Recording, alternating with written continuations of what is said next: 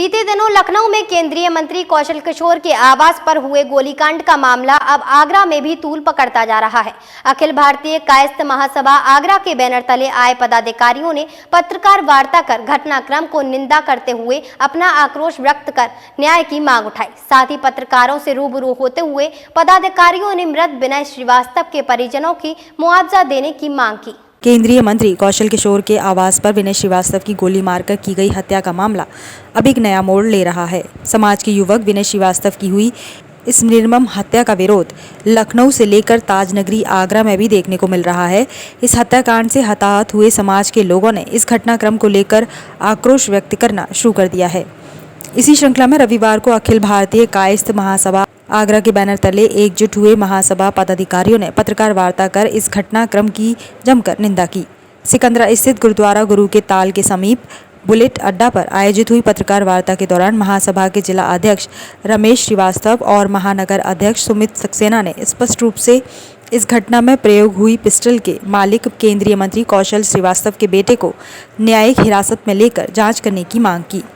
ये 2 दिन पहले श्री कौशल किशोर जी जो केंद्रीय मंत्री हैं, उनके आवास पर हमारे समाज के और भारतीय जनता पार्टी के नेता हैं विनय श्रीवास्तव जी, उनकी गोली मारकर हत्या कर दी गई है। हमारी माननीय योगी जी से मांग है कि इसकी निष्पक्ष जांच करें, जो भी दोषी हों उनके ऊपर कार्रवाई करें और पीड़ित परिवार के सदस्य को एक नौकरी दी जाए और कम से कम 1 करोड़ रुपये धनराशि दी जाए और CBI जाँच करी जाए। मेरी मांग है कि मुझे विश्वास है योगी जी पे, उनकी सरकार पे विश्वास है कि इस पर निष्पक्ष जांच करेंगे। अगर जांच निष्पक्ष नहीं हुई तो कायस्थ समाज ये सड़कों पर आंदोलन करेगा। ये पूरे प्रदेश में हमारा अभियान शुरू हो गया है। जब तक जांच पूरी नहीं होगी, जब तक हम लोग आंदोलन शुरू करते हैं। लखनऊ में केंद्रीय मंत्री जी के निवास पर भाजपा कार्यकर्ता विनय श्रीवास्तव की हत्याकांड जो घटना घटी है, बड़ा ही दुर्भाग्यपूर्ण है।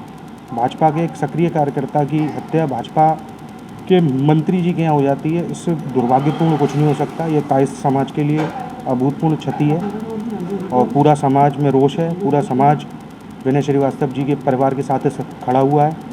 हम आपके चैनल के माध्यम से आज ये मांग करते हैं कि कायस्थ समाज हमेशा भारतीय जनता पार्टी के साथ कंधे से कंधे मिलाकर खड़ा होता है और हमेशा हमारे योगी आदित्यनाथ मुख्यमंत्री जी और प्रधानमंत्री जी के हाथों को हमेशा मजबूत करा। आज कायस्थ समाज में बहुत रोष है।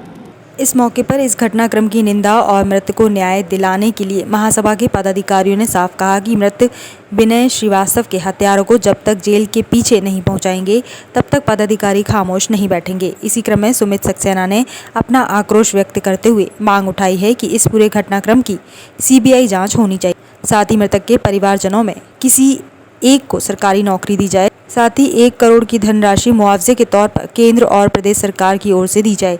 इसके लिए महासभा लगातार प्रयासरत रहेगी। तो वहीं दूसरी ओर पदाधिकारियों ने एकमत होते हुए कहा कि यदि इस घटनाक्रम में शामिल दोषियों के खिलाफ उचित कार्रवाई न हुई तो कायस्थ समाज का प्रतिनिधिमंडल लखनऊ में मुख्यमंत्री योगी आदित्यनाथ से मुलाकात करेगा।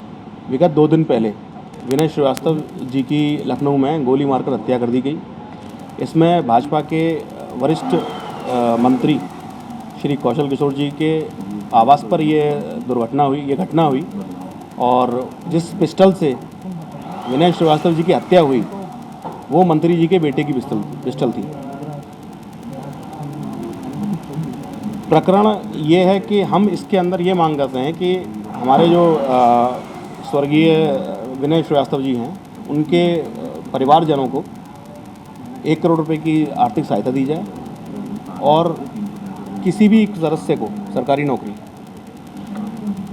मामले की पूरी CBI जांच कराई जाए, क्योंकि हमें ऐसा लग रहा है कि माननीय मुख्यमंत्री जी के प्रभाव में आके हो सकता है पुलिस अपना काम पूरी तरीके से नहीं कर रही है। कि हमारे समाज के श्रीवास्तव जी के क्या नाम था, विनय श्रीवास्तव जी, जिनकी एक मंत्री जी के आवास पर हत्या हुई है और हम लोग यहाँ पर कि बोलते हैं कि योगी जी की सरकार में कि भय मुक्त अपराध मुक्त सरकार है, जो कि इसी सरकार में एक केंद्रीय मंत्री के घर पर उन्हीं की बेटे की लाइसेंसी पिस्तौल से एक हत्या हो जाती है और जिसका जिम्मेदार 3 लोगों को वहाँ पे लाके बोल दिया जाता कि इन्हें हमारा अपनी लाइसेंसी पिस्तौल क्या कोई किसी को दे सकता है।